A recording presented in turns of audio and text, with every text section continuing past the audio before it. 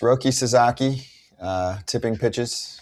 People were talking about this last year with him. If you remember, I remember people were talking about this last year that he might be doing this. It's really hard, as Kratz knows, to throw that fork ball, especially that super deep fork ball, without doing something to take it off your. Unless, like Ryan Dempster used to do the whole thing with his glove all the time. But if you don't do something crazy like that, it's really hard to not do something. Why doesn't he do what Dempster does? I don't know. He's Fabian. not comfortable with it. He has enough going on.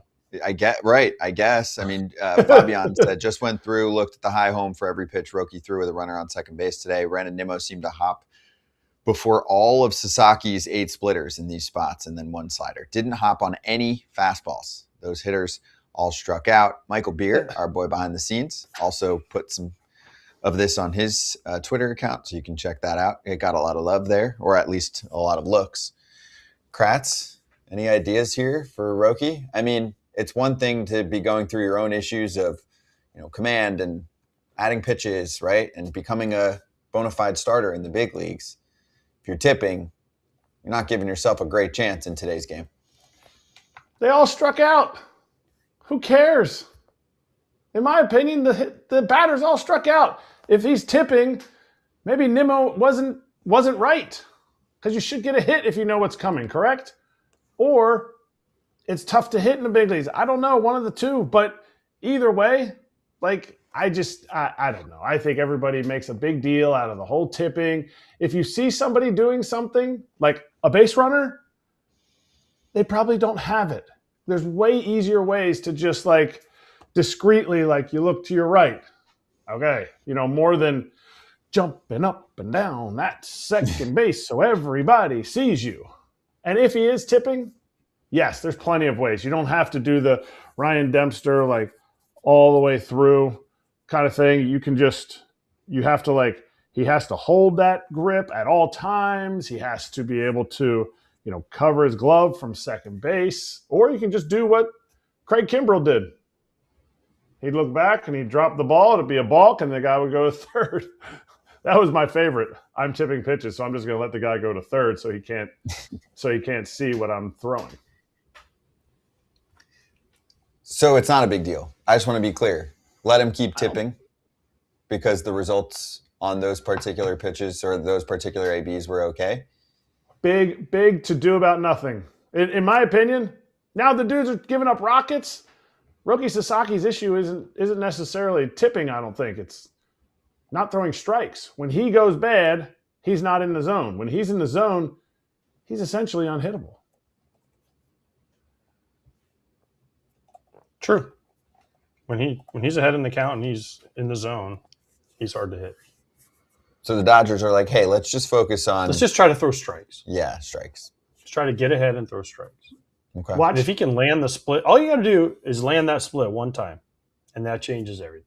Once you see it in the zone, then people are like, I got to swing at it now. Mm-hmm. If it's constantly ball, they're just like, okay, we're taking that one completely out of the thought process. But if you just go shoot and land one, if he can go out there the first pitch of an inning and just go split, and everyone's like, oh crap, now we're in trouble because it changes the thought process.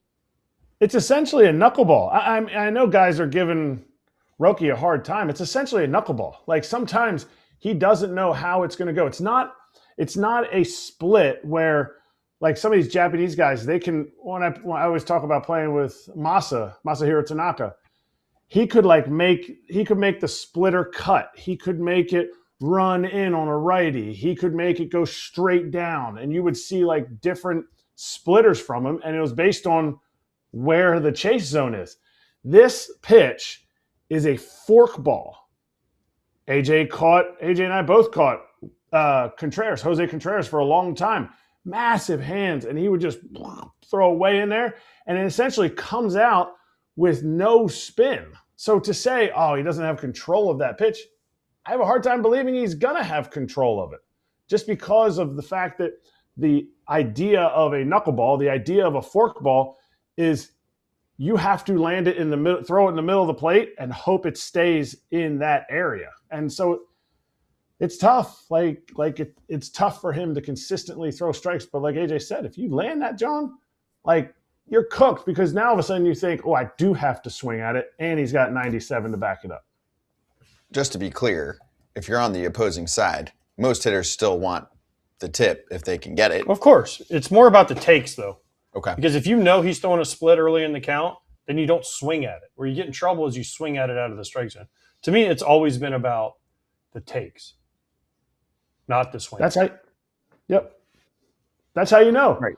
That's how you know if somebody has your pitches, because there's that dude that all of a sudden just statues it. As soon as he has your pitch, he'll statue it until 2 strikes. It's just like out of the hand. Nope. And it's like, wait a minute.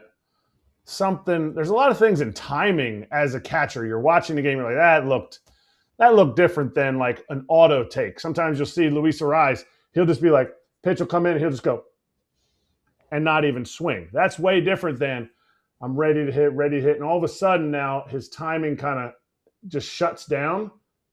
And you're like, wait a minute, why did he know we were throwing the nastiest pitch in that count? Like, then you think, okay, am I calling too many of that pitch in certain counts? Oh, well, then you look at the hitter. You look at the runner at second.